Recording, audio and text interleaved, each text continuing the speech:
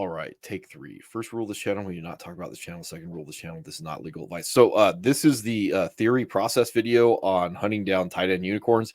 And if you've ever played fantasy football and you miss on those tight ends, it could be a long season. So, what we're doing is we're going to take look at the process that gets us there to be able to select a guy, either in the draft, hopefully more so in the draft than during the season. So, like last year with Trey McBride, that was one of those things that like the metrics were saying in the season to go out and get him early. The injury to Zach Ertz, the trade, and also the snap share of Trey McBride, the opportunity going up. A guy like Sam Laporta, I think, is a little bit tougher. He does have the measurables. He did go to a good offense, and he did have the draft capital. But outside of that, like I didn't think that there was going to be a way that he comes in and is what he is. I think he finishes tight end 1 overall.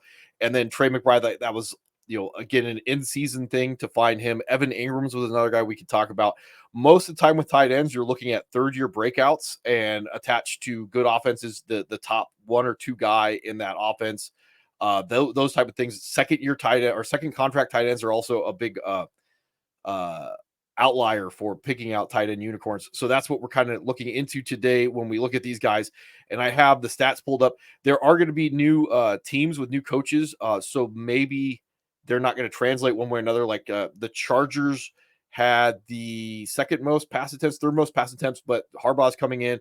I don't think the Harbaugh offense is going to be necessarily the Michigan offense. I think he's going to take advantage of the fact that he has Justin Herbert, but I also don't necessarily know if they're going to have 632 pass attempts on the season. That may not be something that we can hang our hat on.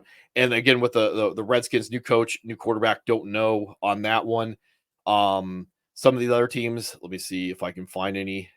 Carolina may still be high pass attempts, considering that they fired their coach last year midseason, trying to fix Bryce Young. But again, like even some of the ones down here at the bottom, like Tennessee may be a very pass heavy team. I would tend to think that might be what they turn into. Don't know what the Broncos are going to be.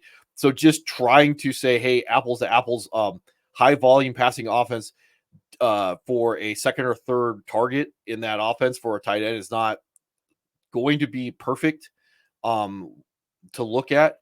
And then I'll talk a little bit about some of these guys in the draft. Outside of Brock Bowers, who I don't really think is a tight end from an X's and O standpoint, from a fantasy perspective, whatever. But outside of him, I don't necessarily know if there's going to be anybody in this draft that I would count on being this year's Sam Laporta.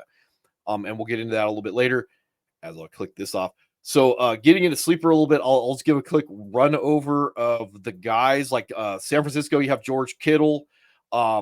He finished as tight end 5 last year. He's going to be 31 going into the season.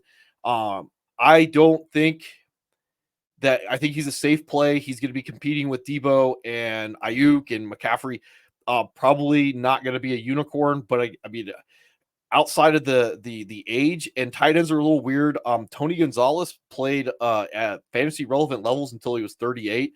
Again, being able to block and then understanding the nuance of the game, the actual skill, they're like pass rushers. It's not the same thing as just like pure athleticism, even though Kittle, like there's a lot of pure athleticism there. So there are guys like Travis Kelce. He's probably going to be like, I think I have him like tight end 5 or 6 right now. When we get to the Chiefs, there is a degree of like, I'm just the savvy vet and I've lost a step and I can, make all the young kids look foolish. The Bears, Cole Kmet, right now trying to guess the offense is going to be a little difficult with Kmet. I hope you hear that car, peeling out behind me. But with Cole Kmet, like he would project to be the number 3 in this offense behind DJ Moore and what's his face, Keenan Allen, and no idea if they're going to be higher passing volume with Caleb Williams. No guarantee that it's going to be Caleb Williams in the first place. So again, I would tend to not put Cole Kmet in that tight end 1 category, even though like theoretically he could finish their tight end 7 last year. That could happen.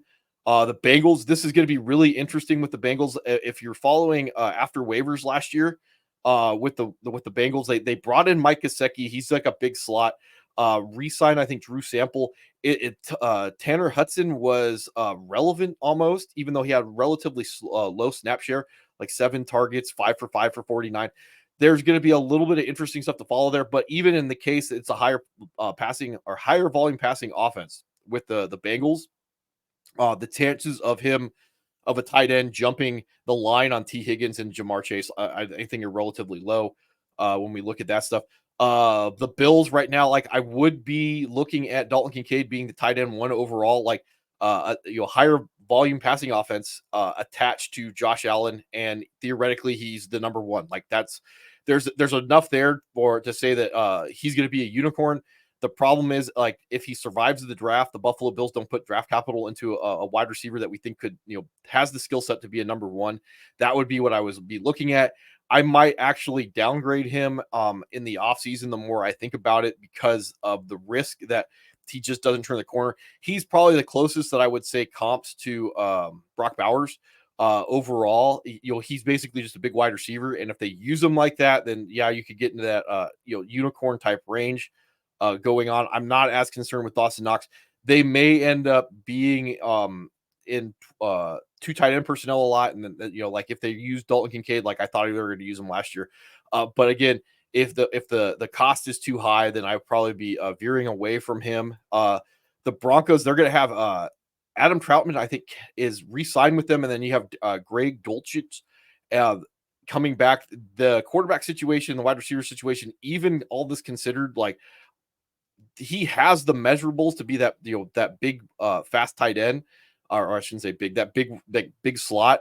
From a fantasy perspective, he's just going to have the tight end category. Like I just don't know if they're going to be a good enough offense to even like consider him. He'd be that dart throw probably in that wide or that tight end 3 type range. That if you're really desperate in a deeper league going on. Let's see. The Browns. So Njoku finishes tight end 6 last year. With the age-related decline of Amari Cooper, I could definitely see that David Njoku could take that step forward and be in that a sub-elite tier. I don't know if he's going to necessarily get into that elite type of tier, that's like Kelsey type of tier, but definitely like he's already a tight end 1. It just becomes like how high his upside is if he can be the number 1 in the offense, that rarity of the number 1 in the offense that we look for. Moving on to the Buccaneers. So Cade Otton would be one of those dart throws, like wide receiver or tight end 3s. Like, do we see Mike Evans take a step back? Do we see Chris Godwin have a negative year attached to Baker May? Not necessarily the best situation. Finishes tight end 19. Remember that when people talk about this, like third year breakouts for tight ends, that's the number that we look for. Second contract guys. So this could be Cade Otton's year. There's enough there. Outside again of deeper leagues or like dynasty leagues, I probably would not be betting on this, but there is enough of the variables that we look for with Cade Otton. Let's see. The Cardinals, obviously, like I have Trey McBride as tight end 1 overall going into the draft. That was before the Stephon Diggs trade. Finished as or tight end 9, and that was after like battling with Zach Ertz to begin the season before taking over with this breakout 14 target game. That was predictable from a fantasy perspective. Watching that uptick in opportunity and going into this game where they got rid of Zach Ertz. I think he went on IR at that point.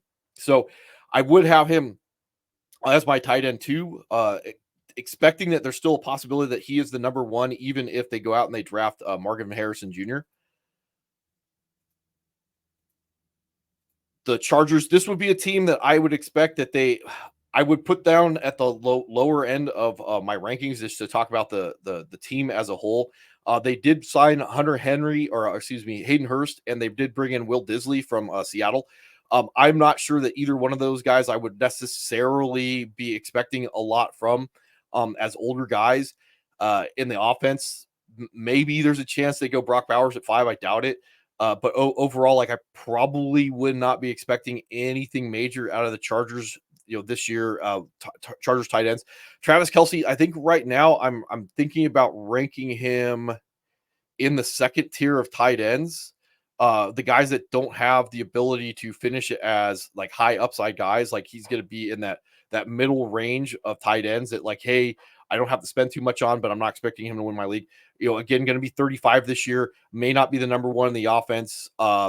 Decline in productivity last year. Some of that might have been because he came into the season injured, but again, like you're just betting on age. Father Time is undefeated. I will repeat that. The Colts, this is another one of those teams where like maybe there's a breakout guy, Will Mallory. He's one of those athletic wonders. Tracking Andrew Ogletree last year as it doesn't pull up, but like his snap share was going up and down, second year guy. They have a few other guys on the roster. I think Mo Cox is back and Jelani Woods. These are all physical freaks. I don't necessarily think any of them are going to take the jump.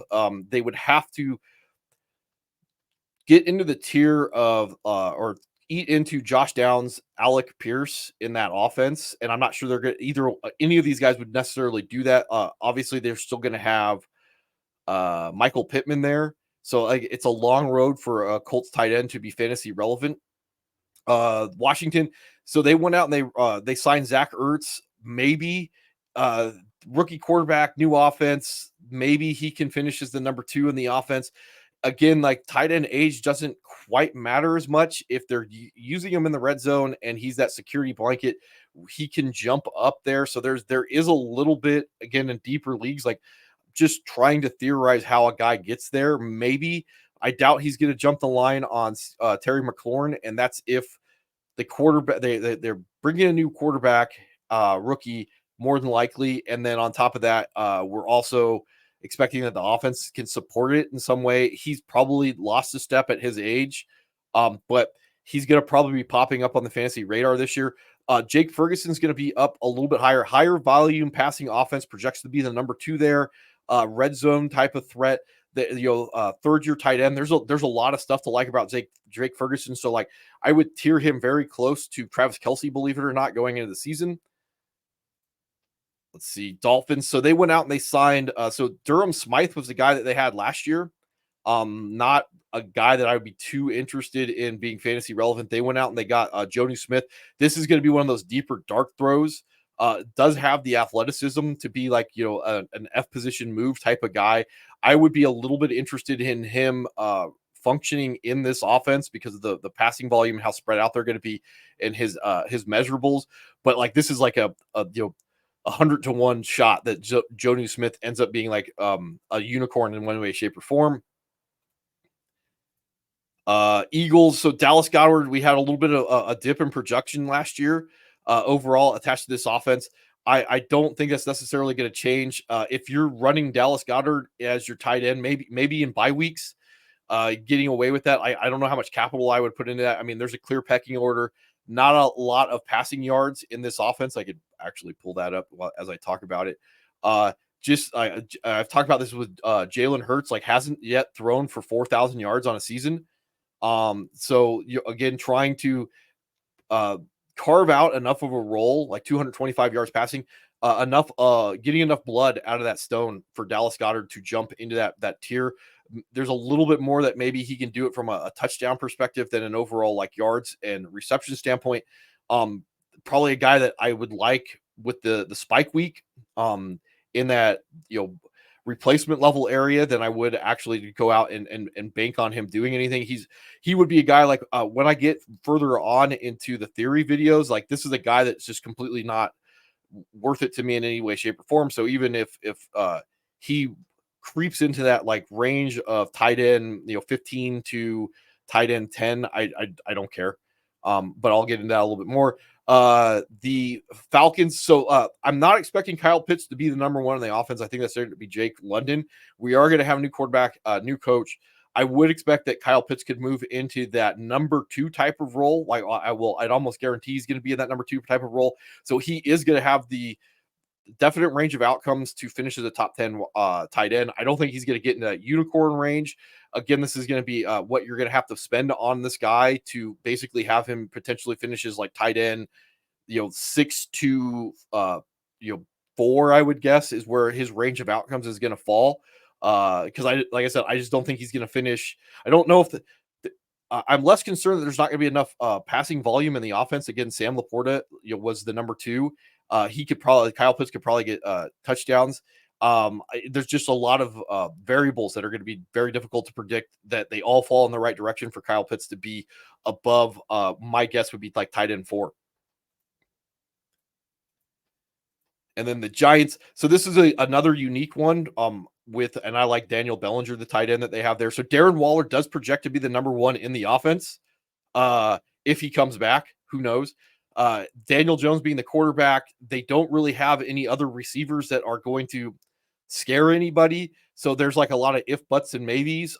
Probably one of those guys that, like, if you can hope that he gives you a few weeks at the start of the season before he gets injured again, that would be where I would put him. Yeah, he definitely has tight end 1 range of outcomes, tight end 2, tight end 3. That was in 2020, 2019.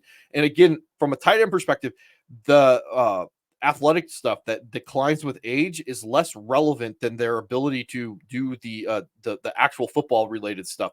So even though, like, most guys, I would say, hey, age is a big deal, I'm not as concerned with the position doing it. So he still has that unicorn range of outcomes if he comes back, and at a draft capital that, like, you could probably throw, that 10th to 13th round dart at with Darren Waller, if that's what your strategy is going to be this year. All right.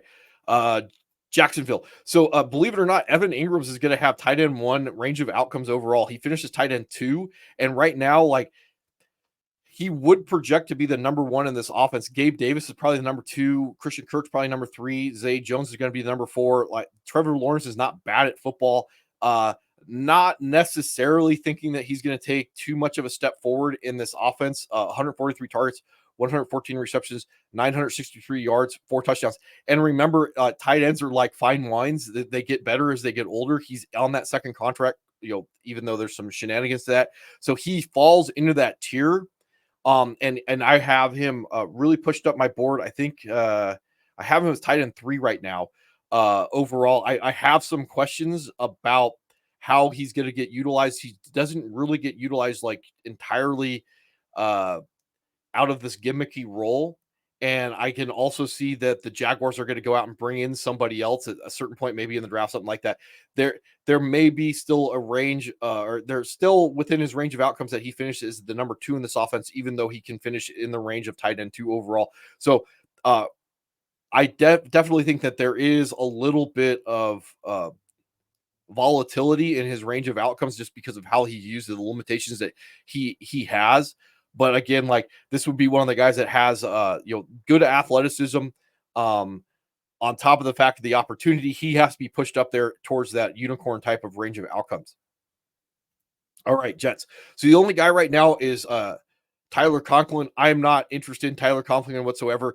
He's probably going to be down the line as the number 4 in the offense. If Mike Williams comes back as the 3, Brees is going to be the 2, Garrett Wilson going to be a 3. Don't know how high a volume they're going to be. Probably limited overall athletically. Older guy, like, going to be a safer play. He was flirting a little bit with fantasy relevance on the season. Still could do that. Probably more of a replacement level guy than anything else.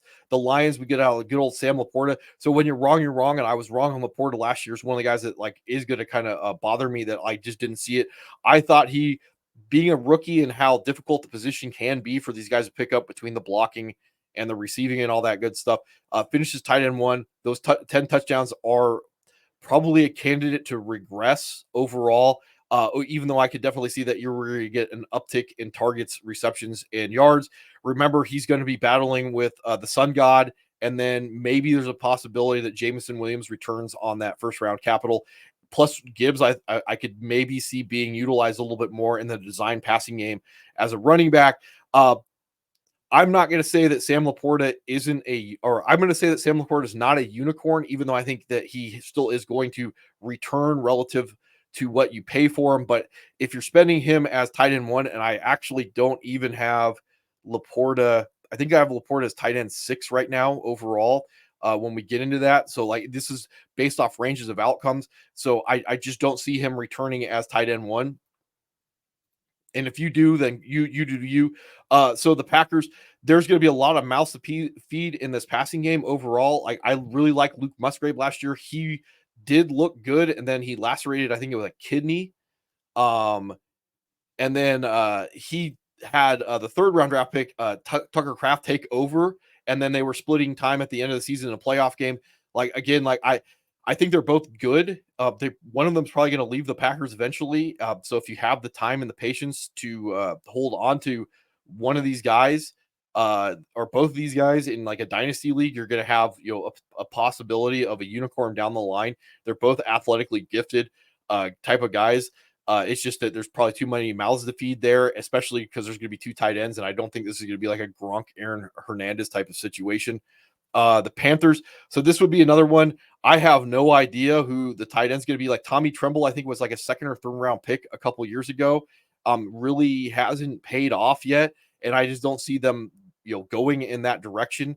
Who knows what's going to go on with the Panthers? May not have any fantasy relevant guys. Like I have talked about Deontay Johnson potentially. Maybe they go out and they go get a guy. I don't even know if they're going to go out and get a tight end at this point, but I would be a little surprised that they would stick with this tight end core overall. But I just don't see I could see that there isn't a fantasy relevant receiver in Carolina, let alone a fantasy relevant tight end. The Patriots. So I talked about this last year. Hunter Henry finishes tight end 18 with all the stuff that was going on there at certain points of the season. Like to start off with, he looked like he was going to be potentially a league winner.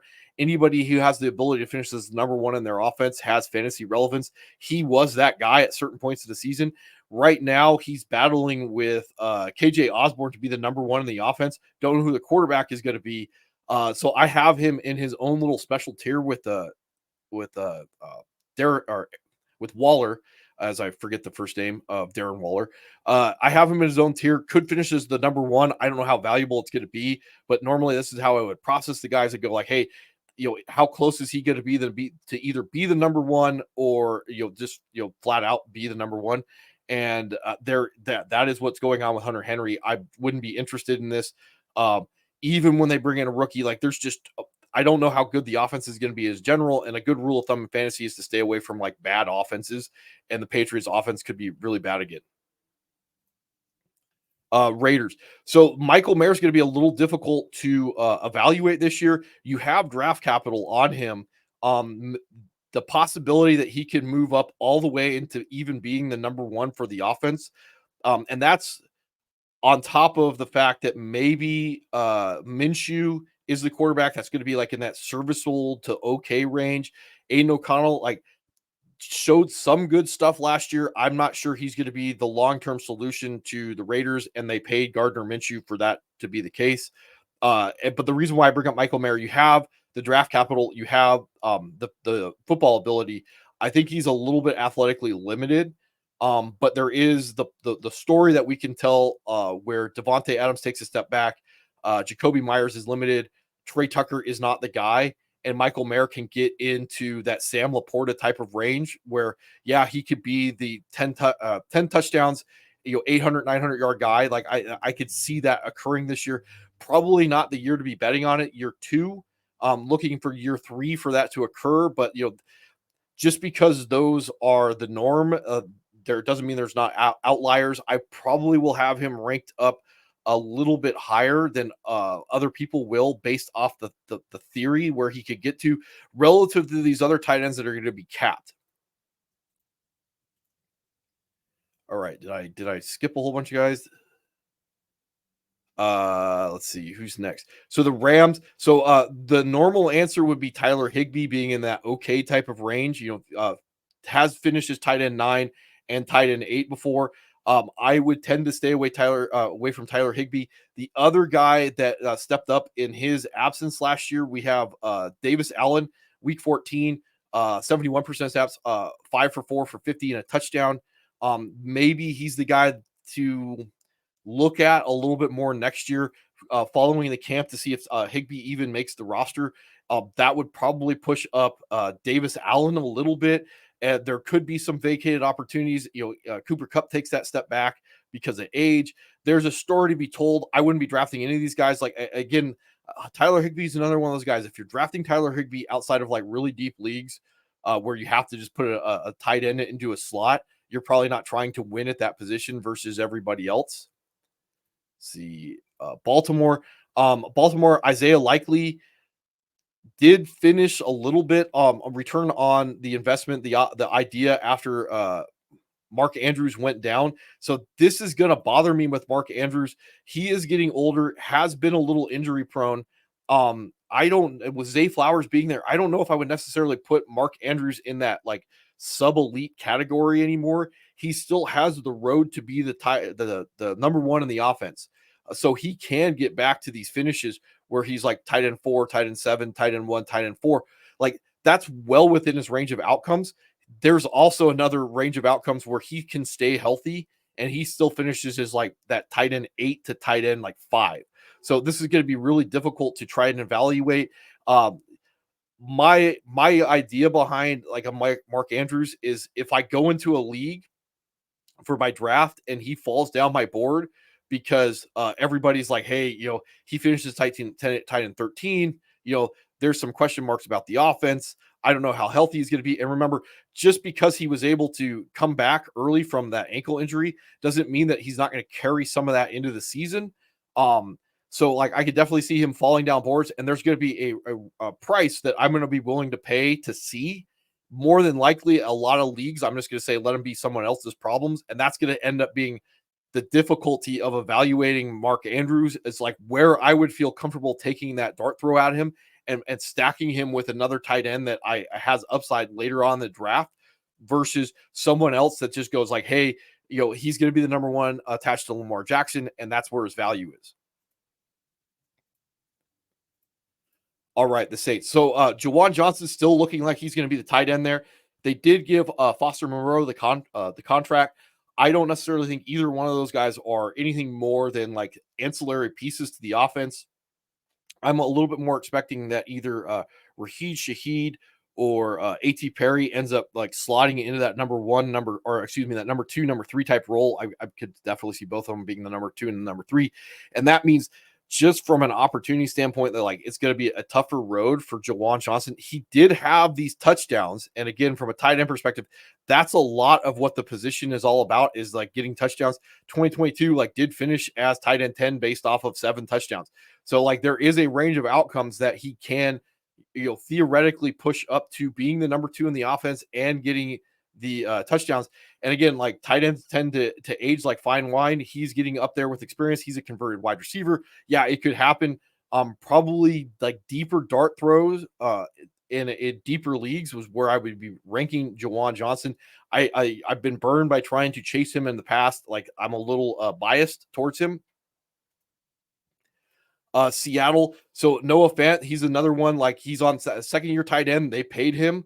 I could definitely see with the decline of Tyler Lockett, limited athletic skill set of JSN and DK being able to basically only do DK things. There is a possibility that he's the number 2 overall like fantasy option in this offense, maybe limited by Geno Smith, but remember, athletically gifted guy on second contract, like yeah, he's going to be overvalued in a lot of leagues. And that's what exactly where he should be going is that upside to be the number 2, high touchdowns, athletically gifted, second contract like that. He checks a lot of the boxes that we would like from a fantasy perspective, and he should be ranked accordingly to that range of outcomes. Probably not unicorn tier, but like just below that is his range of outcomes. All right, Pittsburgh. So I really like Pat Fryermuth as the dude. Finishes tight end 8 in 2022. Injuries and then the train wreck of the Steelers offense last year. Do you really think that he has the ability to not just finish as the number 2 in this offense? He does have the ability to finish as the number 1. Probably going to be very inconsistent quarterback play going on with the Steelers. I do like Pat Fryermuth. It's probably more of a dart throw than a real thing to be chasing at this point, but there is a lot to like there. I think I have him ranked tentatively right now, I think in my top 12.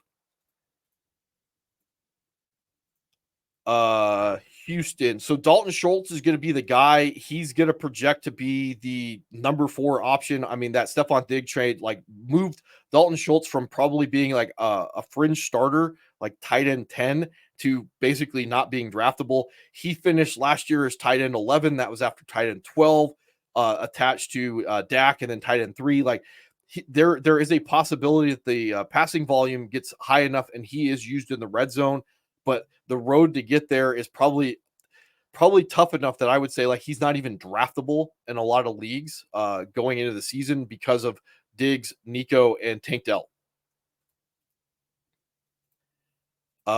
Titans. So this is one of those ones where like maybe kind of asterisk, maybe new coaching staff, maybe higher passing volume, maybe Will Levis is good at football. Maybe Chig can even finish as the wide or the number one in the offense. Probably got a better chance to finish as number two behind Calvin Ridley. Maybe he's probably going to finish as number three behind DeAndre Hopkins, but there is a road there. And again, third year tight end, great athletic measurables. Like probably going to be more of a guy to be looking at from a year three guy, kind of comps to Jonnu Smith. I'm not really interested in him, but like from it's not just with the tight end position looking at the draft, it's knowing ahead of time when the season starts, when a guy's snap share hits or his target share hits, that the road was always there for him to get there. And a guy like Chig, like I wouldn't be drafting him. I wouldn't advise anybody to draft him. But that week one outcome where he does like, 10 targets, 8 receptions, 120 yards, and 2 touchdowns, like that's not an outlier at that point. Like that's something that I have to pick up on my roster. That's Trey McBride eating into Travis or Zach Ertz and knowing ahead of time that that could occur because the range of outcomes for Trig athletically with the time in the league and the possibility that like the offense is set up better. Calvin Ridley's not the guy. He becomes the guy. Like it's there. That's why I do these theory videos talking about this stuff. And then finally with the Vikings, I'm not going to expect TJ Hawkinson to be too fantasy relevant at all. Even when he comes back, he may not be himself this year. Coming off that the ACL that he had, ACL MCL late in the year, probably not going to be draftable at all. And to even when he comes back, if he can get to relatively healthy, like probably at that point he may be the number three in the offense. Going to be a very long road, and not exactly knowing what Sam Darnold's going to be like. I'm not quite as interested in the other tight ends to fill that rollout. I think it's pretty clear that Justin Jefferson is going to be the number one and Jordan Addison is going to be the number two. That means that like limited fantasy value, even though the Vikings like could end up being like the highest volume passing offense overall. So anyway, I said I was going to talk a little bit about the rookies that are coming in. Like I said, Brock Bowers is the only guy. Like he's not a tight end, like I said before. Theo Johnson has the measurables. The other guys are not going to necessarily have the measurables. Like Sanders, I think he's a 4.69 guy. So I'm not as interested overall. Like they're not going to be like traditional Y type blockers. They're basically big slots after that point, and trying to guess how they're going to function within offenses. If they come in, they're going to be complementary pieces to the tight end or to the wide receivers they already have there. So, like maybe tracking the overall draft capital spent on some of these guys is something to look at. They're probably going to develop into like I like some of these guys, like Stover, could develop into guys down the line. Like expecting that they're going to do anything overall this year is probably very limited. And like I said, like Theo Johnson, more uses an inline Y, limited opportunities in college. I watched him run the 4.57. I mean, he's a lumbering brute, and it doesn't look very athletic. So even from a standpoint of going like he has the measurables to move right in there, like I don't know how much like he has the understanding and the nuance of the game. That was one of the things about Laporta. More of a move type of tight end with good measurables that broke tackles and had opportunities in college. And I just don't necessarily see like Theo Johnson would be the one guy that kind of would check the boxes of maybe, but I didn't particularly like how he moved. And going to that situation where they're going to build that offense around him like they did with Laporta is doubtful. Even with Kittle, when he broke out late in his rookie year, like they started giving him opportunities. It took Trey McBride like a year and a half for the Cardinals to give the keys to the kingdom to him. So like trying to expect that we're going to get another Sam Laporta this year is probably going to be limited. Like I put my money on Kincaid and I got burned a little bit. Bowers, I don't even know if he's going to be fantasy relevant this year. So I wouldn't get my hopes up that even when these guys get drafted, like Brock Bowers is probably not going to be a guy that I have in that draftable range if he doesn't go to the right spot. And then like Theo Johnson, he would be the other guy that maybe would check the boxes, and I'm not interested in him right now. But we will look at where like Sanders and Stover, some of these guys end up getting drafted. Maybe there's a possibility that they could do those things if they go to the right landing spot, and people want to build the offense and give them the opportunity. That's one of the things that we can actually talk about a little bit more with the Packers. Is they just didn't have a guy like Luke Musgrave got drafted and got immediately put into the starting role. So there's a possibility that one of these guys get drafted and he's immediately just plugged in, and then we could start camp hyping those guys up. And if it's one of these guys, like I said, I like Sanders and I like Stover. And I like the theoretical outcome of Johnson, and there's a few other guys down here that I do like. Bell. There's a possibility these guys could grow into something down the line, but from a redraft perspective from fantasy, like I don't necessarily think it's there. I will break down tomorrow those top tier tight ends. I'm probably going to put this into like 3 categories, like those top tier unicorns, those mid tier guys that like up to you start hitting the tight end wasteland, and then those stay away deep dart throw guys. That's probably how I'm going to break these down into three groups, and then get the overall rankings done. I'm probably going to limit the rankings to draftable guys, even in deeper leagues. So it's not going to be going over all like 40 guys, I guess I would put on my fantasy radar if I was to be ranking guys. Once we get into those like deep dart throws, maybes, that's how I would be breaking all this stuff down. So yeah,